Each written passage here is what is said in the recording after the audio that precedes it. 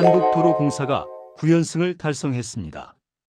2025년 11월 23일 김천 실내체육관에서 한국도로공사가 GS칼텍스를 상대로 3대1 승리를 거두며 9연승을 달성했습니다.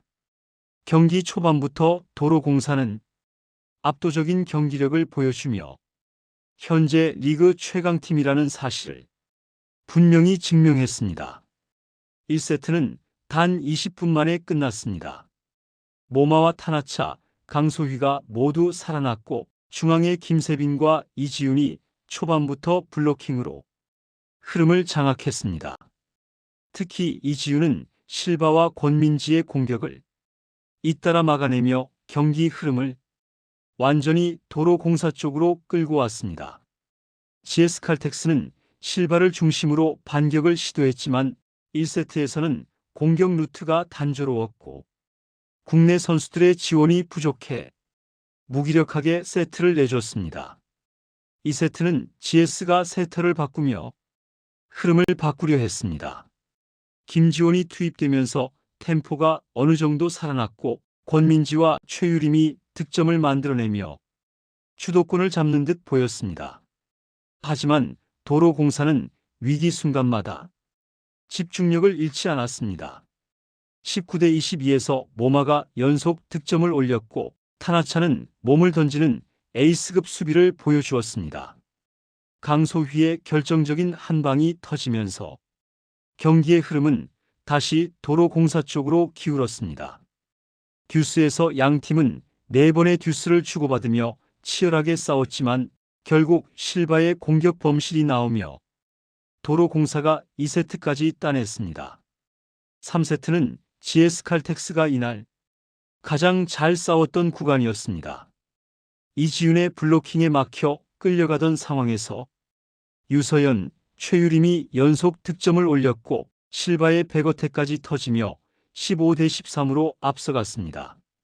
그러나 도로공사는 한 번 흐름을 잃어도 쉽게 무너지지 않는 팀입니다. 타나차의 연속 공격과 실바의 범실, 김세빈의 타이밍 잡힌 블로킹이 이어지며 순식간에 동점을 만들기도 했습니다. 2세트는 결국 GS가 듀스 끝에 26대 28로 가져갔지만 경기 전체 흐름을 돌릴 만큼의 힘은 아니었습니다. 실바의 득점은 계속되었지만 도로공사의 수비 라인은 실바의 방향을 거의 예측하며 움직였고 잠시 흔들리더라도 전체적인 경기 리듬은 여전히 도로공사에게 있었습니다. 4세트에서 GS가 14대 9로 앞서며 분위기를 가져오는 듯 했지만 도로공사는 다시 한번 이 팀이 왜 강팀인지 보여줬습니다. 타나차의 집중력 있는 득점, 김세빈의 중요한 순간의 블로킹, 문정원의 흔들림 없는 리베로 플레이가 이어지며 16대 16 동점이 됐습니다. 이후 도로공사는 템포를 완전히 가져갔고 공격이든 수비든 한 번 흐름을 타면 끝까지 밀어붙이는 힘을 보여줬습니다. 경기의 마무리는 모마의 강력한 오픈 공격이었습니다. 25대 21, 도로공사의 9연승이 확정되는 순간이었습니다.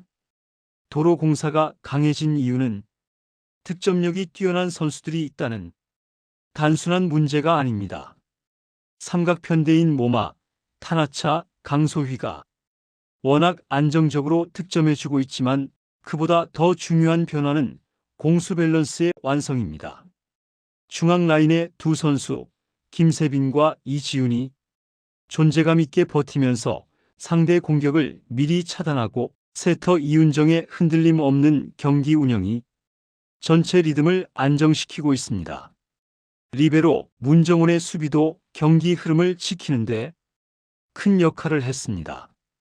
팀 전체가 하나의 유기체처럼 움직이며 공격과 수비가 서로 맞물리는 구조가 완성되어 가고 있습니다. 특히 루키 이지훈의 성장은 리그 전체가 주목해야 할 지점입니다. 신인이라고 보기 힘들 정도로 기본기가 탄탄하고 경기 중 위축되는 모습이 없습니다.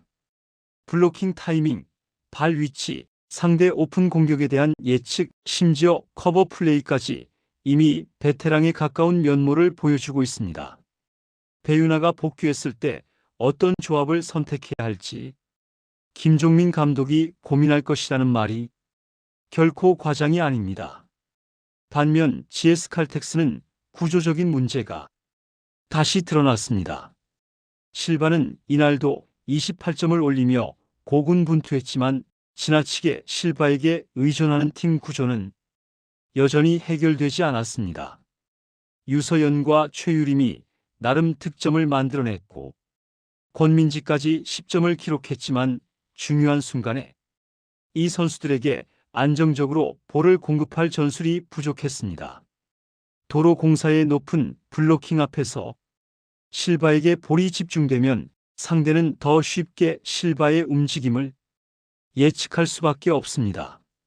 결국 후반으로 갈수록 GS는 공격 루트가 단순해지고 실바의 체력 집중력 저하까지 겹치며 승부처에서 무너졌습니다. 또한 GS칼텍스 입장에서 아쉬운 점은 아시아쿼터 레이나의 부상 회복이 더뎌지고 있다는 점입니다. 부상 결장하기 전 공격과 수비에서 활약하며 실바가 짊어지는 부담감을 상당 부분 나눠 가졌던 레이나였지만 부상이 언제 회복이 될지, 회복 후 언제 경기에 투입될 수 있을지 명확한 시기가 나오지 않고 있습니다. 올 시즌 고전 중인 GS의 입장에서는 답답한 상황이 아닐 수 없습니다. 지금 도로공사는 리그에서 가장 안정적인 팀입니다. 한 세트를 내주거나 점수 차가 벌어져도 크게 흔들리지 않고 다시 흐름을 되찾는 능력이 리그 최상위권 수준입니다. 더 무서운 것은 이 팀이 경기할수록 더욱 강해지고 있다는 점입니다. 이제 10연승을 앞두고 도로공사는 올 시즌 유일한 패배를 안겨준 페퍼저축은행을 다시 만나게 됩니다. 올 시즌 페퍼저축은행의 상승세가 무섭지만 바로 전 경기에서 정관장에게 무기력하게 패배하였습니다. 그 경기에서 시마무라의 공격 루트가 차단되었고 조이도 경미한 발목 부상을 입는 등 최상의 상태는 아니어서 도로공사의 10연승 달성의 가능성도 높아 보입니다. 지난번 패배의 서력전이 될지 아니면 페퍼가 또 한 번 이변을 만들어낼지 리그가 주목하는 빅매치가 될 것입니다. 이번 두 팀의 경기를 어떻게 보셨나요? 그리고 도로공사는 과연 10연승을 달성할 수 있을까요? 댓글로 여러분의 생각을 들려주세요. 영상이 좋았다면 구독과 좋아요 부탁드립니다. 다음 이야기도 꼭 랭픽스와 함께 해주세요.